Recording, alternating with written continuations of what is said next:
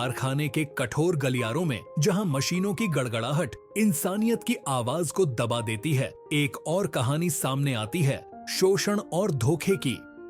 इस बार यह ऑपरेटरों की टूटी हुई कमर की बात नहीं, बल्कि उन हाशिए पर खड़ी महिलाओं की दबी हुई आवाज है जिन्होंने वर्षों तक समर्पण और वफादारी से कंपनी की सेवा की।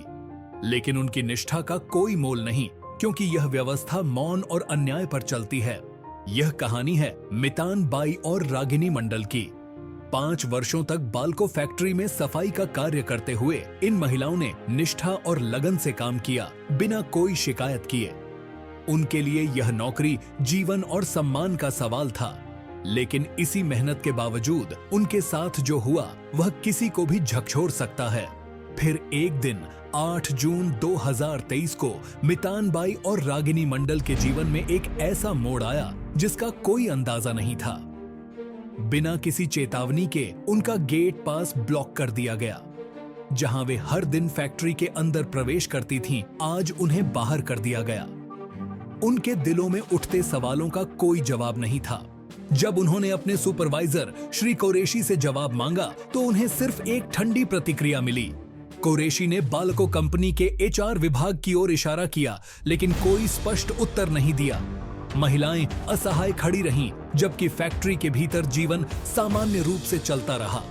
उन्हें किसी ने सुना नहीं, देखा नहीं। कुछ महीने तक उन्हें निलंबन भत्ता मिलता रहा, लेकिन फिर वह भी बंद हो गया।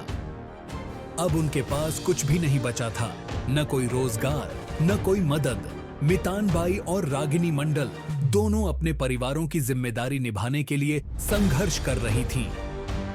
हर दिन उनके लिए एक नई चुनौती लेकर आता था।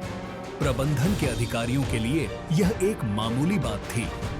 बाल्को HR के अधिकारी और कुरैशी जैसे लोग अपने वातानुकूलित कमरों में आराम से बैठकर निर्णय ले रहे थे, जबकि बाहर मितान बाई और रागिनी मंडल जैसे श्रमिक अपने भविष्य के लिए चिंतित थे। यह अन्याय की एक जीती जागती तस्वीर थी।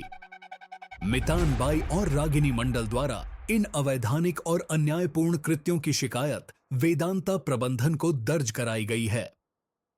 मितान बाई और रागिनी मंडल द्वारा अपनी शिकायत में कथन किया गया है कि 5 वर्षों की सेवा उपरांत उन्हें कार्य से बेदखल कर दिया गया है। उन्हें इसका कोई भी कारण नहीं बताया गया, न ही कोई जांच की गई।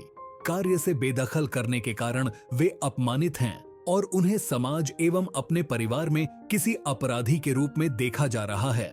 वे सिर्फ इतना चाहती हैं कि यदि उनके द्वारा कोई भी गलती की गई है तो उसकी जांच करवाई जाए, अन्यथा उन्हें सम्मान पूर्वक कार्य पर रखा जाए और दोषी अधिकारियों को दंड दिया जाए।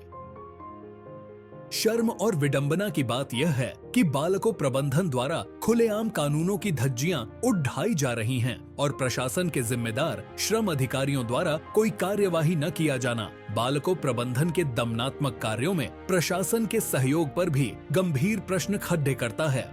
फिलहाल मितान बाई और रागिनी मंडल जैसे श्रमिक आजादी के अमृत महोत्सव में अपने ऊपर किए जाने वाले कारपोरेट अत्याचारों के लिए जिम्मेदार कारकों को तलाश रहे हैं, परंतु पीड़ितों को शायद यह समझना पड़ेगा, इस बार अत्याचार बाहर वाले नहीं बल्कि भीतर के लोग ही कर रहे हैं और भीतर के घात से घातक कोई वार नहीं है। इसलिए सिर्फ खामोशी से अत्याचार सहने के सिवाय कोई विकल्प शेष नहीं है।